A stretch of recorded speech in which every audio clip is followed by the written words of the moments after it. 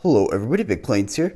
Now before I dive too deep into this video on the Boeing 777, I would like to give a shout out to my patrons over on Patreon. Thank you to everybody over on Patreon who helps us support the channel. You guys are one of the reasons why I'm actually able to build these planes. So yeah, if you want to go support the channel over on Patreon, I will leave a link in the description below.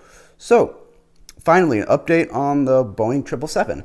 It's been a couple weeks since I've uploaded a video regarding this airplane, and the main reason for that is it's taken a little bit longer to pack up the A380. However, now that the A380 has been packed up, I can focus all of my attention onto the 777. So, for those of you who don't really know what this is or did not see the last video, which is probably actually a pretty good percentage of you since that video did not get a ton of views, I am building a Boeing 777-200 in the British Airways livery. So the reason I decided to go for the 200 because I wanted to do the shorter variant, especially after making such a large airplane in the A380, and I have not yet decided whether I am going to make this the LR, which basically just means slightly modified wingtips. So yeah, that's how I've come to the model type. I decided to do British Airways because I really liked the dark blue on the bottom, so I went out and bought the curved slopes for that. And yeah, a lot of you will inevitably say, did you already do a British Airways Concorde? And yes, I did. However, that was in the Landor livery, so this one will be different, and it's obviously a much larger airplane than Concorde. So, the actual updates to the build of the airplane. I have pretty much completed, or at least mostly completed, the wing box of this model, so that mostly comprises of the wing spars and the central wing, or the central fuselage column, the main beam that goes from the very front to the very back. So first I'm going to start up here at the front. Many of you who have been following the channel for a long time will recognize this cross-section. This is the same cross-section that I used on my 747 Air Force One. So I'm going to stick with pretty much the same design for the fuselage. You can see it's very smooth and it actually worked very well for that model. It's also very durable. It's not going to break on me. And I know this works.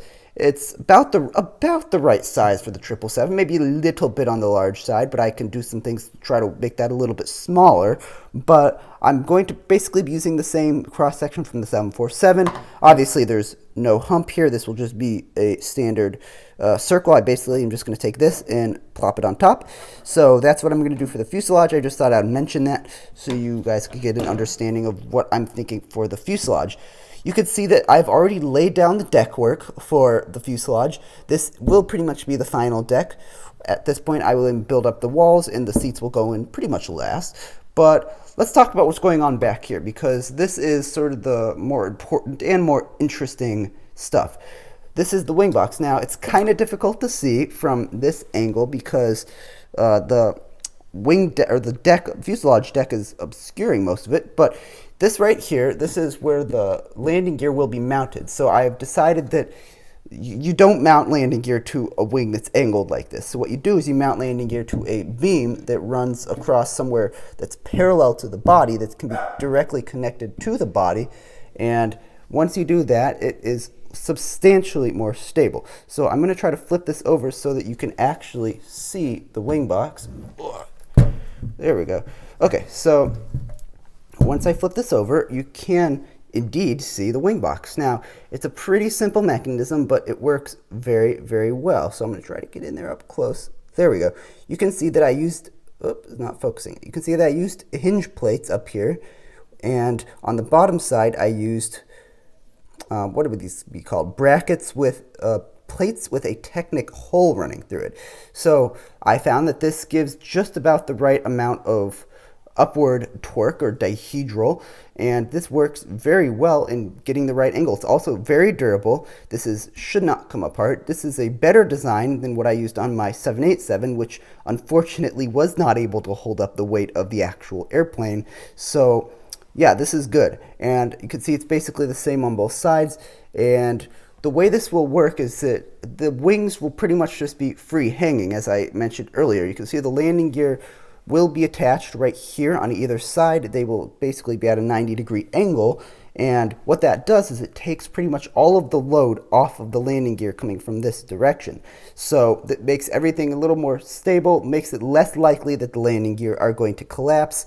Again, this is a technique that I've used multiple times now. I used it on the A380, I used it on the 747, and I'm going to use it on the 777. So again, thankfully, this wing box design does not require any more than one dimension, because some wing boxes have these wing spars, like on the A380, these wing spars had to be angled backwards a little bit. And in fact, since I had to angle them more this way, these are just parallel, these are straight. Since I had to angle these more this way, I then had to take the entire unit and angle it back a little bit, because these tend to pitch forward when you angle them back. So that's just a little bit of complicated LEGO geometry there. Thankfully, it's a lot simpler for the 777, because I'm going to try to show you how I'm going to do this here. I'm going to lay this back down. It's pretty heavy for what it is right now. But the way I'm thinking of doing this, I'm going to come over here where I have some parts. See if I can brighten the image up a little, because it's a little dark. Oh, there we go. You can see that I have some slopes right here. And what I'm thinking of doing here is having a sort of snot construction, so studs not on top. So I'm going to take my large slopes here, which I'm finally decided these are what I want to use, and they're large enough that they can cover a lot of surface area, but these will be placed directly on top of this beam. I don't know exactly how I'm going to do that yet, but it's going to work somehow. And they're going to be placed about 3 or 4 studs back from the leading edge, like this, about parallel like that. And the way this will work is that this will either be all tiled with bricks on their side or tiles, whichever one I feel like using, honestly. And on the front, I will line curved slopes right here to get the leading edge. And of course, back here, these are going to be used for the entire leading edge, going up as far as I can. And right here on the back, I'm going to use these curved slopes, the 2x2 or 2x2x1 curved slopes in light bluish gray. These will probably be set back a little further to give room for the flaps. So yeah, that's what I'm thinking of right now for the wing design. Everything right here will be parallel, so the bricks themselves will not be angled until right here. So the way this is going to work is actually pretty similar to the 787, which is the engines will be mounted about right here. You can see that's where the pylons would come in and mate right there. The flaps will be mounted directly to this, and then the outboard wing section will be angled in and of itself and will be attached to this right here.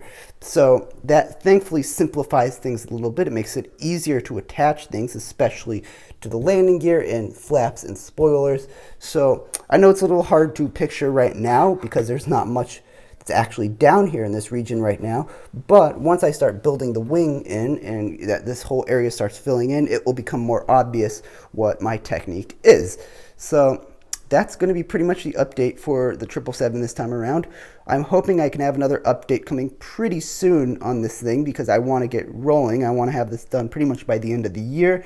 So I'm not sure if that's a ridiculous request or not, but I'm hoping that's what I'm going to be able to do. So that's pretty much it for this one. Hopefully you enjoyed it and expect more coming very soon. That's all I have for this video, and bye for now.